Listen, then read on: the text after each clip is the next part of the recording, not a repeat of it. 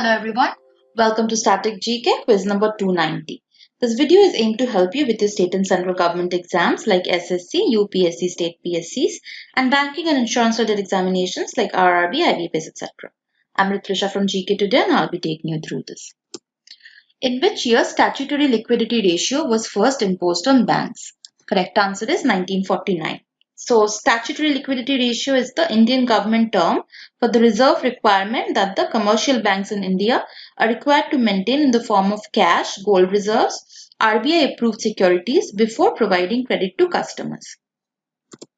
On which of the following date a bank publishes its balance sheet? It is published on March 31st, which is the last day of the financial year. So, what does this balance sheet have? It has assets, which are items that banks own. It also includes loans, securities, and reserves. And it also has liabilities, which are items that the bank owes to someone else, including deposits and bank borrowings from other institutions. Which among the following was the first commercial bank of India? Correct answer is Hindustan Bank. It was established in 1770 in Calcutta. A new private bank is established under which of the following? Correct answer is Companies Act of 1956. So a stage has now been reached when new private sector banks may be allowed to be set up.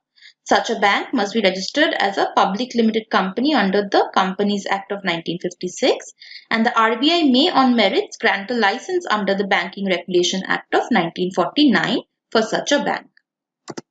What is CD ratio in banking industry?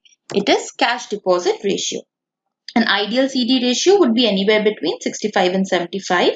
A CD ratio of 70 means that out of every rupees 100 that a bank raises as deposits, it lends rupees 70. Since banks have to compulsorily park rupees 24 in government securities and rupees 6 as cash, so this is your SLR and CRR respectively with the RBI, they can potentially lend rupees 70 to customers. Note sorting machines are used in banks for which of the following purpose? They are used to count notes. So these are machines used for sorting banknotes.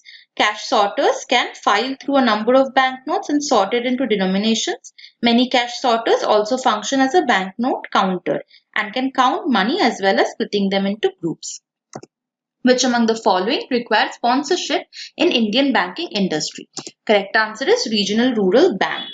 So the sponsor bank have been given greater responsibilities in respect of the functioning of RRBs. They are to aid and assist the RRBs in greater measure by imparting training to the personnel and providing necessary managerial and financial assistance to the RRBs during the first 5 years of their functioning. So, which among the following in India's largest multi-state cooperative bank? Correct answer is Saraswat Bank.